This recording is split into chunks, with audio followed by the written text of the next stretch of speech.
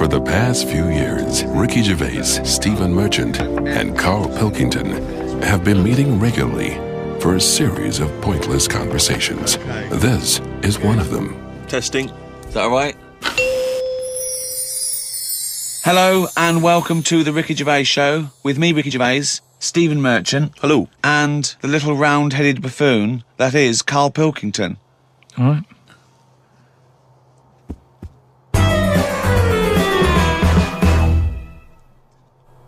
I got a text from Carl yesterday, Steve. A text from Carl, yeah. Yeah. I'll just read it to you. OK, see you to Moz for a face rub at 6:30 then. No bum tubes, though. So I was intrigued, and I called Carl and said, I think you've just sent me a text by mistake. What's the explanation of that? My mate, right, Russell, he said, you know, there's things that go on in life that you need to experience. Yeah? He said, just pop along, and I didn't say yes straight away. What's a face rub? You mean a facial? Where you lay down... You just clean your face with a flannel and that. So you're going to go lie down with another man and have your face Well, fiddled no, with? this is what I was saying to him. There's a couple of questions. I didn't just say yes straight away. I questioned it. I said, well, I'm not that happy with this. So I said, look, there's nothing weird going on here, is there? I said, it's not a house, is it? It's a proper clinic and that. He said, yeah, it's proper. You wear a dressing gown and that. I said, well, I'm not that So he's happy with already that. got you in the dressing gown? Yeah, well, I haven't agreed to that. Today I've worn a little round polar neck sort of jumper so I don't have to take it off. It's not going to get in the way of my face. I made sure I didn't wear a shirt with a collar. I'm not taking this off. They can put the dressing gown on top of this. Right. I don't know if it's a woman who rubs my head. Don't know if it's a bloke or whatever. Well, the thing is, you get extra, don't you, for your face rub, because your face goes all the way back over the top of your head down to the back of your neck. But all I was, so you've got a big face, haven't you? All I was saying to him is, I'll have the face rub, but I don't know if once you're in there, right, they try and sell you the bum tube thing. What's the bum tube? Is that a euphemism? What are you talking about? The thing where they pop a tube in and put coffee in your belly and it cleans you out and that. An enema? Why would you have that? I don't want it. I don't think Why you not? need to. Just because I think I've said to you before about, you know, you don't need to be that clean inside. Do you know what I mean? I don't mind washing my face. But what occasion do you need where you're that cleaned out? Do you know what I mean? And it's always a clear tube and that, and you see all the stuff whizzing past. I don't understand why it's clear. I don't know why you've got to see what's coming out of you. Like it's, you know, like the generation game, making notes of what's whizzing past. Forget it. I was watching some different TV, saw an amazing documentary. It was called Tribes. This guy, and he goes and lives with different tribes around the world, these small little indigenous people. And there was one, he went to Papua New Guinea in Indonesia, right, Carl? He lived with the Kombai tribe. All right. Now, this Papua New Guinea is an extraordinary place because it is one of the only places left on Earth that hasn't been fully explored. There are parts of it that it's just blank on the map because they've never explored there. They don't know what's there. They don't know what's going on. So, firstly, that must already freak you out. Imagine that. 21st century, they have no idea what's going on down there. But do they need to know if there's nothing going on? Well, they don't know what's going on. There could be stuff going on. No, but there's no chance that they'll go, we haven't been over there, and someone goes and there's like an Arndale centre. Nothing's going to be there, is it? So there's no... Well, I'll tell you what is there, okay? There's these various small tribes. Some of these tribes are still cannibals, eating people from other tribes. Do they know they could move on? Have they got a telly? Or have they seen a telly and gone, I'm not up for that? Or are they saying... It's not the Amish. They haven't chosen But what this. is the difference between the Amish and these people? Well, the Amish are a group of people that choose to live in that way. These people are just essentially untouched by civilization. I mean, they do have interaction with civilization and people do come there, but they still live in this very, very almost prehistoric way. They did buy a telly, but there was nothing on because there isn't any broadcasters. They couldn't plug it in. Yeah. They were having an absolute nightmare. Yeah. But there was one guy, okay, now he said that his brother was dying. This was a couple of years ago, right? His brother was dying. He said to his dying brother, what happened? Why are you dying? This guy said it was a bloke in another village. Okay, he goes over to the other village. He kills this other bloke, right? He eats him, or eats bits of him. The other village gets a bit annoyed. They go, what's going on? Why did you kill this bloke? He went, sorry about that, right? They said, well, you need to make it up to us. He gave him a pig. They said, a pig's not enough. They gave him 5 pigs, so 5 pigs apparently made up for the fact that they'd killed one of them. They said, well, hang on, what are you going to do with this bloke's wife? Why were they bartering? Why didn't they just get the police in and say, what's going on? What police? Yeah. Why didn't they call in Kojak? Because he'd have sorted it out, wouldn't he? What I mean is, right, they're miles away from anything, but it doesn't sound like the great place to live, right? Could they not move? Could one of them go, do you know what, I'm sick of this. I'm moving or whatever, and go to a proper city. How far away is this? These Papa people, to the next. They're like the Smurfs. They're very like the Smurfs. But how many miles away from a place with a normal life going on? But think about this, Carl. Firstly, they don't speak the language. So they don't have any practical skills. They've got no experience of civilization. So even if they chose to go and live in one of these cities, what can they do? How can they function? I think there's some bacteria that has better lives than that. That's got to be offensive. Why? Okay, how about this is one of the weirdest things. This is one of the weirdest things, right? Sorry. An entire people, an entire race Just of people. dismiss. No, Just no, dismiss. I'm not having a go, but I'm just saying I wouldn't fancy it, is what I mean. But they You know what I don't mean? We're living know in of ice. another world. How can they imagine that they could... Oh, I'll tell you what, this is boring. I'm tired of hunting for food and eating fish from the river. I'll tell you what, I'd like a world where there's iPods and room service. I'm going to go and move to New York. They're not thinking like that, are they, Carl? Because they don't know about this other world. People go to these places on holiday now. They like a little bit of danger. They like to see how the others live. So all I'm saying is we know they exist. Yeah. The Papa people, maybe people aren't going there. It doesn't sound like the best place. I can't imagine it having a tourist board or anything, right? But would they accept me if I popped over there and, with Suzanne in Papa? Well, okay, this is one of the things that they do, okay, which is a tradition you may have to do. These combine, right, they invert their penises. So they push their penises back up inside their bodies. Like a sock. What for? Well, Keeps it out of the way. Of what? Well, if you're running through the undergrowth chasing a hog, you don't want it flapping away, But But it's also become a kind of ceremonial thing. So if you were over there, you may well have to try it yourself. You would have to try it yourself. If you went there, you'd have to try it Definitely. yourself. but even caveman had little pants on. Why haven't they? Whoa! Slow down. Rewind. What do you mean? Again, you've been watching the Flintstones. No. It's just Is it a leopard skin pair of pants that's actually quite a... Go on. But it's a well-known fact that they wore like bear pants or whatever. Bare pants. What do you mean, bare pants? No. Listen, you are a qualified anthropologist. So what? I mean that whenever you see them on footage or in a museum, footage. Yeah. Or- Whenever or you where- see that Well, early it's a bit documentary shaky, isn't it? footage. It's black and white as well, isn't it? Caveman footage. you always see them wearing a little bit of fur little pants and that. So what I'm saying is, even though what year is it to these people in the woods? I don't know what this conversation Don't is know. anymore. He's just clutching at straws. His mind, it's like a fly. His mind, isn't it? It's just buzzing round. It's trying to find a window. It is just It's like hitting against pieces of information, but then just bouncing off. Yeah. Dazed to perplexed. Forget it then. I was shopping with Carl before Christmas, and we went round sort of Piccadilly and St James's, and those really beautiful shops around there. And I went in one shop. You had to ring a bell to enter. Yeah. They came down, and it's like a iconoclastic sort of shop, and they found things from churches and nearly all Russian 16th century pieces onwards. This beautiful carvings and paintings and statues. And I went, oh, it's beautiful. And as I was looking round, I heard Carl sidle up to the bloke and go, what's the newest thing you've got here? Yeah, sure, that's his first thought. I mean, that is the wrong question to ask of a man who's clearly in antiques. Yeah. Proud of the fact he's got 16th century iconoclastic Russian stuff, to ask, what's the newest thing you've got here? What sort of question is that? Oh, I don't know, probably the doorbell. I don't know, what does he want to say with my shirt? What were you thinking? hoping for? And I think it's an all right question, because he was saying there's loads of old stuff in there, and he kept going on about the old stuff. So what was to say? Well, what's the newest thing you've got? And what was Do you know the what he newest said? thing? The other question he asked him? He said, how often do you get new stuff in? And I said to him, why did you ask that? He said, well, I was thinking, if you got antiques and you sell it all, what's left?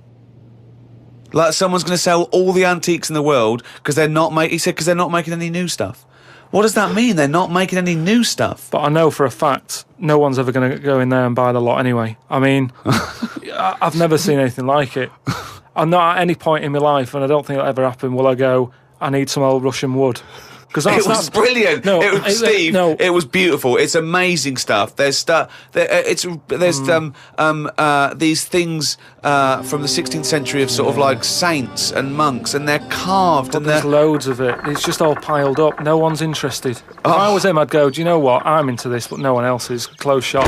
Because seriously, it's just piled up, piles on piles of like old bits of wood with pictures on it and that. But There was think one of a fella, man. Just think of a man 400 years ago that carved this. No, but nobody wants it, do they? I've never heard anyone say, oh look, it's my birthday coming up. I'll tell you what I'd love. What? Bit of old Russian wood. It doesn't happen. That's what I'm saying. I've never heard anyone saying it. Like, I've never overheard someone saying, you don't know where the Russian shop is, do you? And this is in London where the rates are high. There was this thing, right, Steve? Them old drawings on like... It was like a panel from a church that someone had painted. right, yeah. And I think it was like, from sort of like 1590 or something. Yeah. And it was this a picture of this saint, wasn't it? It said 1590. It could be from any time, really. So there's this one there, right, leaning up against the wall. And most of them in there was that Stalin bloke, right? But there was this little... Right, can I just stop with there? Lenin. Right, Okay. all right then. Yeah. So he was on all these bits of wood and stuff. But I saw this other little face, right? Little fella with a beard, right? So I said, who's this bloke here? He said, the story there, right? He said, it's this little fella, and he got mugged back in Russia. This is right, isn't it? This is what he was saying. He said he got mugged. It's just that term, I love that term in a 16th century Russian wood. Oh, no, I'm being mugged. So he got mugged. He got and happy slapped. and he said, I've had enough of this, right? Yeah. And he went to live in the woods, right? Made like a little shed, stayed there. People went to visit him, and like, if you got a problem, you knock on his door and you go, I'm sick of it. And he'll sort of say, yeah, I know what you mean, I've moved out of the city and what have you. And he'd make them feel better, and then they go again. Now, why has that man got a plaque? If he was around now, there's no way he'd have a bit of wood with his face on it, is what I'm saying. If someone had got fed up with living in London or New York or whatever, and they go, I'm going to go and live in the woods, people wouldn't visit him, and he wouldn't get a piece of wood with his face on, is what I'm saying. But this man is selling it for I think it was about 750 quid for this bloke's head. But the chances are that this is either a well-known Russian folktale, or it may even be a piece of classic Russian He's a literature. saint. He was a saint. He was in which canonised. case Yeah. it's- But yeah. everybody was a saint years ago. That seems to be like thrown about, doesn't it? Who's a saint now? Naming one now. Yet this fella lived in the woods in a hut. Oh yeah, that's Saint John or whatever. He's not a saint. He's done nothing. If anything, he's sort of said, I can't be bothered with living in a city with everyone else. Everyone else has got to put up with it, but I can't put up with it. I'm going to live in the woods. Well, if you can't put up with it, you're not good enough, are you? You've got no stamina. And yet he gets a plaque, is what I'm saying. It's annoying. Who would But you it's like to? art. Who would you like to see get a plaque in the modern world? Who deserves a plaque, in your opinion?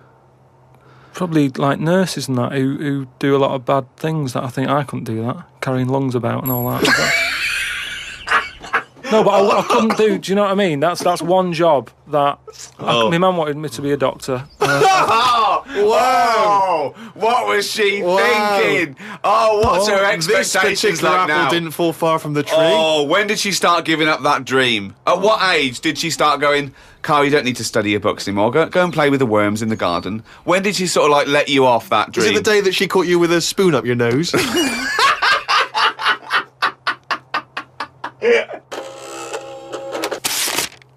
But anyway, talking of emails and that, right? Nick, who's emailed from Australia, right, Melbourne, he's been going on about dolphins and that, problems with dolphins. What problems? He's just saying when that wind happened, there was like a bad wind thing going on. Hold on, wait a minute. What bad wind? In America, they had that. Hurricane Katrina. Yeah. Right. And there was like a little bay with dolphins in it, and Right. that, with all guns on them and stuff. What? Whoa. Because they use dolphins, don't they? They say they're an intelligent animal and stuff. Yeah. And they've got them all like, they've all had the training. They're all like ready for battle and stuff. Right. got like rifles on them. What do you mean rifles? How can they hold a rifle? How can they hold a rifle? No, it's sort of on a strap and that. What do you mean it's on a strap? I don't know what they kit them out with, but they're just ready for war. Whenever What are you talking about? Listen, though, that isn't the point. Don't worry about it. Oh, we leave that one, do we? That's not the point, so let's leave it. So they're swimming about. Yeah, with rifles and berets. Whatever they've got on. Yeah. Right, ready for battle and stuff. Yeah, ready for battle, yeah. The wind comes in. The wind comes in. Hurricane Katrina. Makes a wave and that. They get out of the little bay. Yeah. Still all kitted out with all the, weapons. You're talking bollocks. Steve, do you want to look at the email? Well, there's no way. There's loads of dolphins now swimming round, kitted out with guns and that, with a strap. How can a dolphin hold a... Again, you've been watching Planet of the Apes. Oh, he's trying to talk to us.